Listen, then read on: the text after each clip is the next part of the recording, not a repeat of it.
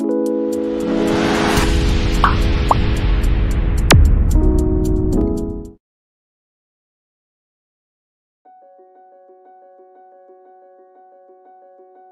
secret promise kept.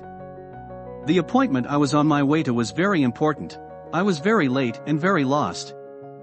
With my male ego in check, I began to look for a place to ask directions, preferably a gas station. Since I had been crisscrossing the city, my gas gauge was perilously low and time was of the essence.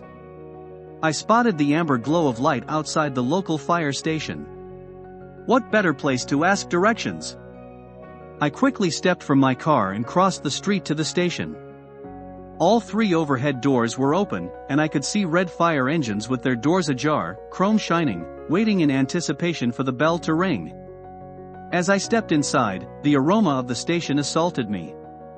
It was the smell of the hoses drying in the tower, the oversized rubber boots, jackets, and helmets. These smells, mixed in with the freshly washed floors and polished trucks, created that mysterious scent associated with all fire stations. Slowing down, I took a deep breath, closed my eyes, and was transported back to my youth, to the fire station where my father worked for 35 years as head of fire maintenance. I looked down to the end of the fire station, and there it stood, sparkling gold to the sky, the fire pole. One day my dad let me and my older brother Jay slide down the pole twice. In the corner of the station was the creeper used to slide under trucks when repairing them. Dad would say hold on, and he would spin me around until I was dizzy as a drunken sailor. It was better than any tilt-a-whirl ride I have ever been on. Next to the creeper was an old soda machine that had the classic Coca-Cola logo on it. It still dispensed the original green 10-ounce bottles, but they were now 35 cents compared with the 10 cents they were back then.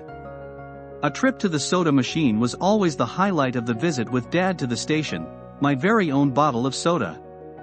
When I was 10 years old, I took two of my friends by the station to show off my dad and see if we could weasel some sodas out of him. After showing them around the station, I asked Dad if we could each have a soda before we went home for lunch. I detected just the slightest hesitation in my father's voice that day, but he said sure and gave us each a dime. We raced to the soda machine to see if our bottle had a cap with the illustrious star on the inside. What a lucky day! My cap had a star. I was only 2 caps away from sending for my very own Davy Crockett hat. We all thanked my father and headed home for lunch and a summer afternoon of swimming. I came home early that day from the lake, and as I walked down the hall I heard my parents talking. Mom seemed upset with Dad, and then I heard my name mentioned. You should have just said you didn't have money for sodas. Brian would have understood. That money was for your lunch.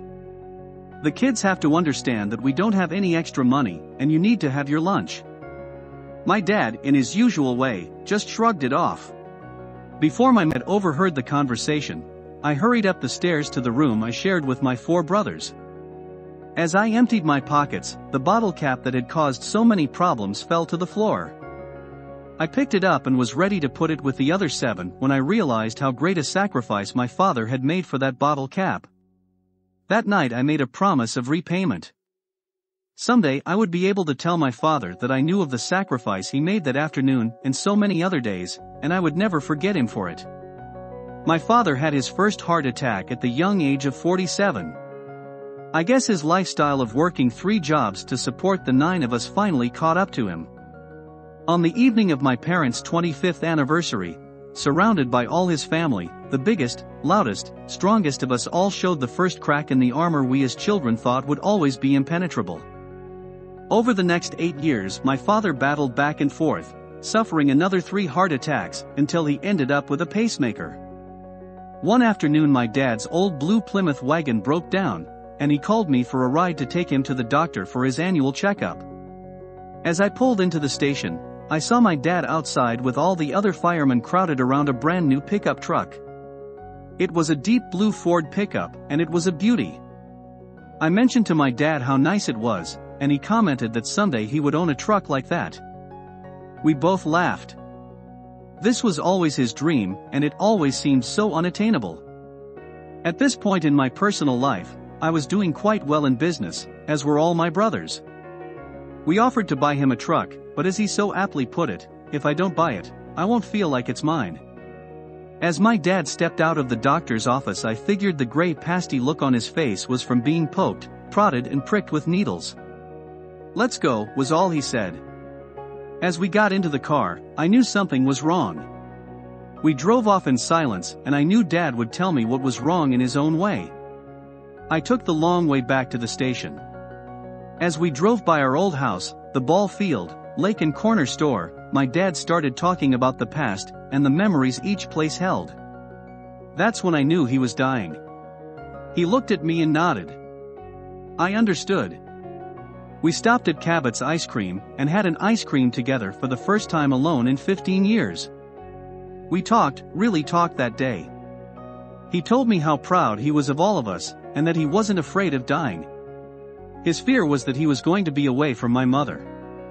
I chuckled at him. Never had a man been more in love with a woman than my dad. He made me promise that day that I would never tell anyone of his impending death. As I agreed to his wishes, I knew that it was one of the toughest secrets I would ever have to keep. At the time, my wife and I were looking for a new car or truck. My father knew the salesman at Cochituate Motors in Wayland, so I asked him if he would go with me to see what I could get for a trade-in toward a new car or truck.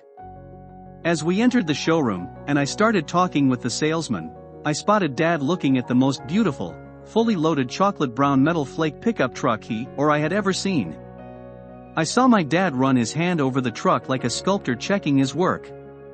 "Dad, I think I should buy a truck. I want to look at something small that is good on gas mileage." As the salesman left to get the dealer plate, I suggested that we take the brown truck out for a ride. "You can't afford this," he said. "I know that, and you know that, but the salesman doesn't," I said. As we pulled out onto Route 27, with my father behind the wheel, we both laughed like a couple of kids at the fast one we had pulled off.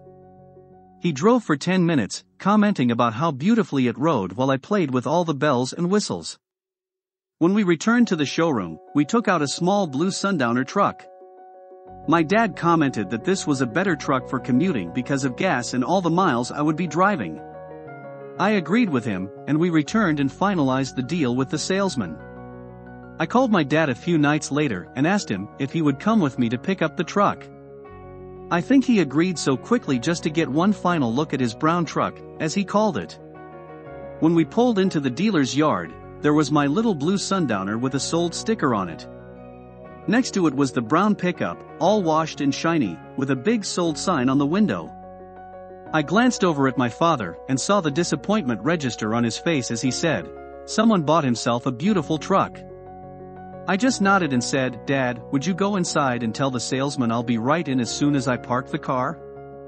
As my father walked past the brown truck, he ran his hand along it, and I could see the look of disappointment pass over him again.